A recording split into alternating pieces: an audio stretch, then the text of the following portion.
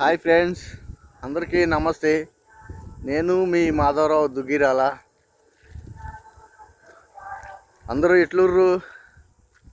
అందరూ బాగుండాలని మనస్ఫూర్తిగా కోరుకుంటున్నా ఫ్రెండ్స్. ఈరోజు